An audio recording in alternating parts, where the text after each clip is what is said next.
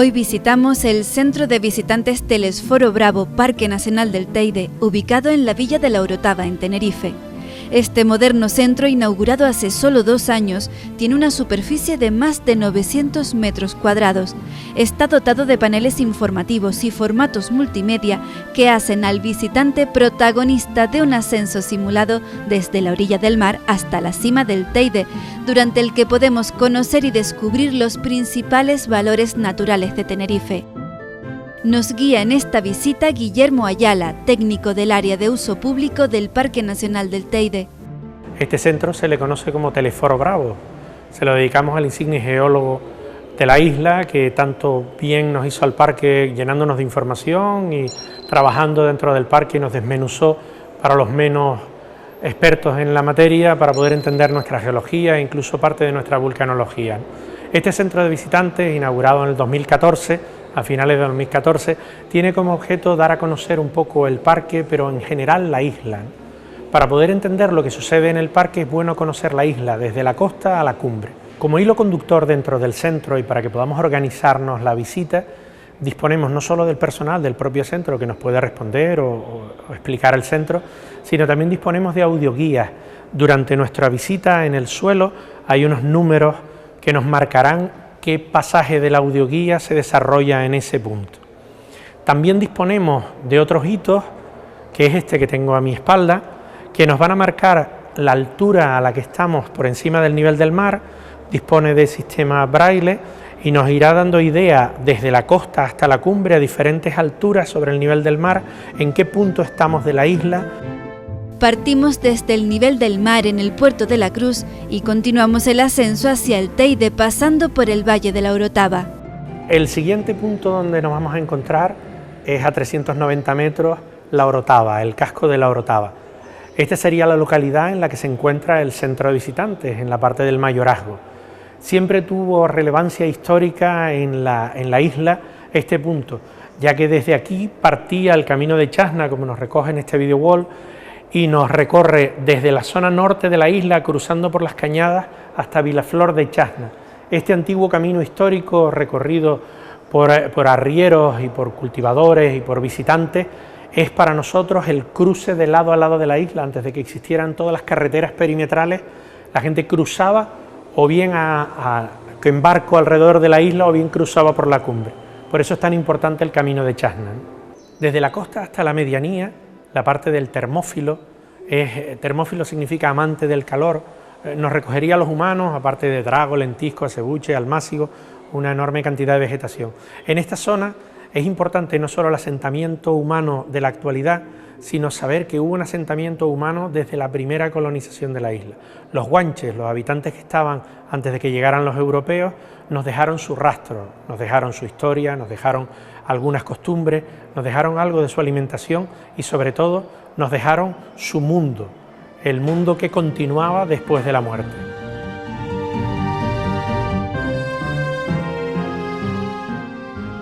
Por encima de la zona del termófilo entraríamos ya en la zona de Monteverde. Al subir por la isla ya superaríamos los 1000 metros y entraríamos en la zona más frondosa y más cerrada. En nuestra ascensión por la isla nos marcará una raya, un hito que divide la isla en 2 partes, por encima y por debajo del mar de nubes. En la zona en la que nos encontramos estamos dentro del mar de nubes, pero la vegetación que nos recoge la isla va a marcar una clara diferencia, incluso la temperatura va a ir bajando hasta superar el mar de nubes, donde vuelve a subir ligeramente y después continúa su bajada. Esta explicación nos la aclara nuestro personaje. Él es nuestro invitado, nos va a enseñar paso a paso toda la ascensión por la isla. Este personaje acompañó a los grandes científicos que durante otros años y otros siglos fueron visitando la isla y marcando nuestra diferencia con el resto del mundo. Dejamos atrás la zona de Laurisilva y Monteverde y pasado el mirador de la Margarita de Piedra llegamos al Pinar. El Pinar ocupa una gran superficie del Valle de la Orotava y nos permite poco a poco ir llegando a la cumbre de la isla. El Pinar es el ecosistema quizás más utilizado y más conocido por los usuarios, por los visitantes y por los habitantes de la isla de Tenerife. es uno de los ecosistemas que en esta zona destaca más, ¿no? El pinar nos da a veces determinados problemas, alguna plaga, y sobre todo en la zona del Valle de la Orotava en algunos momentos nos ha dado problemas de incendio.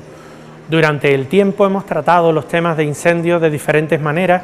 Aquí hemos puesto a modo de muestra una pequeña evolución de una de las potentes herramientas que nos ha utilizado para poder apagar la extinción de incendios.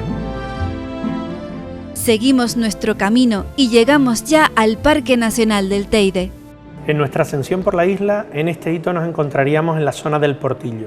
A 2100 metros es la puerta física de entrada hacia el Parque Nacional del Teide.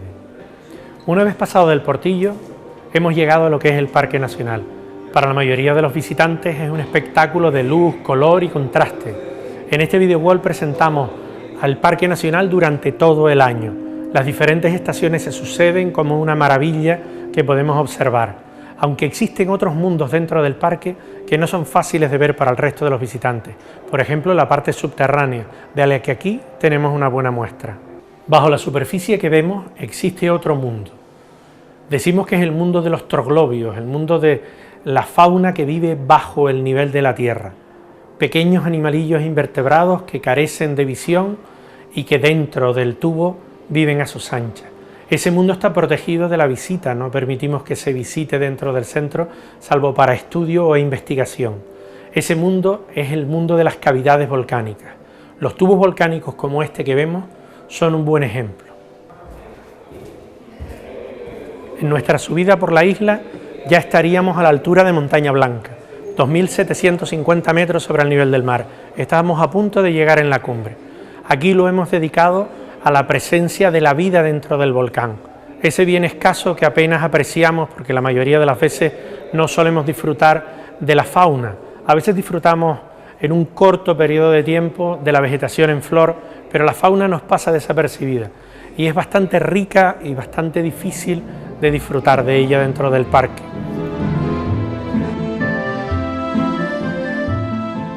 Aprovechando el recorrido por las cañadas del Teide, los visitantes nos adentramos en el mundo de la vulcanología. Dentro del centro tenemos 3 interactivos que nos quieren enseñar el mundo volcánico.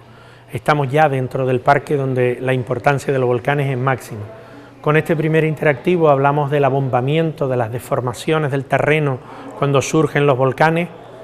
Con este interactivo hablamos de la temperatura y los cambios en los gases que se producen ante la inminente salida de los volcanes. Y quizás lo más conocido como factor para nosotros es la sismografía, los pequeños terremotos que podemos tener en el territorio. Aquí hemos colocado un sismógrafo para que nuestros visitantes vean cómo es el funcionamiento. Bastará con dar un pequeño salto y veremos cómo actúa. Como ven, en este último hito ya estamos en el pico del Teide. Hemos llegado a la parte más alta de nuestra isla y de nuestro centro de visitantes. A los 3.718 metros se nos acaba la isla y se nos acaba España. Estamos en el punto más alto de todo el territorio nacional. En nuestra visita por el centro, algo que ha sido constante es la presencia de hitos informativos. Estos hitos de madera se asemejan al roque cinchado, uno de los roques más emblemáticos del Parque Nacional. Cada uno de estos hitos está dedicado temáticamente a una parte al cielo de Canarias, a la costa, a los visitantes. Están acompañados de pantallas interactivas que nos enseñan cada una de las cosas interesantes que hay relativas a la temática del punto. Desde ellos podemos enviarnos la información a casa a través de nuestro propio correo electrónico. Al igual que cuando subimos al Teide, media isla nos queda por debajo. En este punto del centro de visitantes observamos cómo nuestro mar de nubes marca la diferencia entre las partes bajas y medianas de la isla de la cumbre donde nos encontramos ahora. La información se completa con una proyección audiovisual sobre el Parque Nacional. Dentro de lo que dispone el centro de cara al visitante está esta sala de proyecciones en el cual utilizamos en algunos momentos para dar cursos, para cualquier cosa, pero el visitante que viene al centro dispone en ella de una maravillosa película en el cual se recorre el parque a lo largo del año durante todas sus estaciones, algo que no nos debemos perder.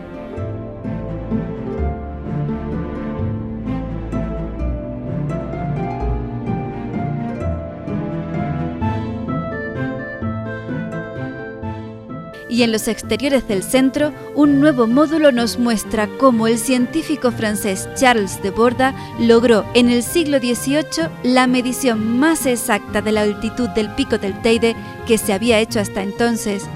A pesar de las herramientas más rudimentarias de la época, solo se equivocó por un pequeño margen de 6 metros.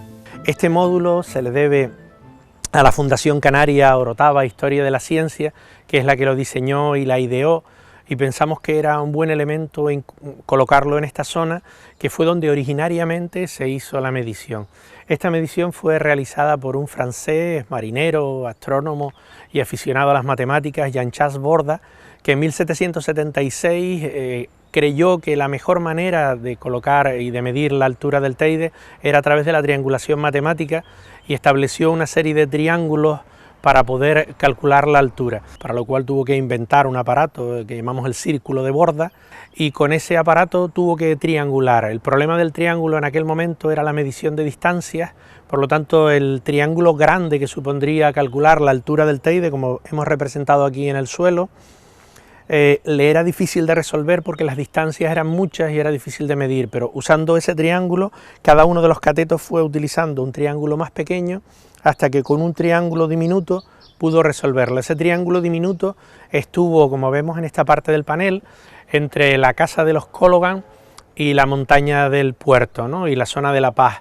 Entre esas zonas fue donde se hizo ese pequeño triángulo, ¿no? Hoy en día este módulo contiene unos agujeritos a través de los cuales, si miramos, vemos originariamente dónde están los edificios que él utilizó para hacer las mediciones en su momento. Con esta medición le dio 1905 toesas, que pasado a nuestros metros actuales tenemos 3712 metros, ¿no? Lo cual es bastante ajustado para estar hablando del 1776. En la puerta de nuestro centro visitante despedimos el reportaje de hoy, animándoles a que vengan a conocer tanto nuestro jardín botánico como nuestro centro de visitantes. Nuestro centro de visitantes está abierto todos los días de la semana, de martes a domingo, en horario de mañana de 9 a 2 de la tarde y de tarde de 3:30 a 6. Es una visita gratuita que puedes hacer en compañía de toda tu familia.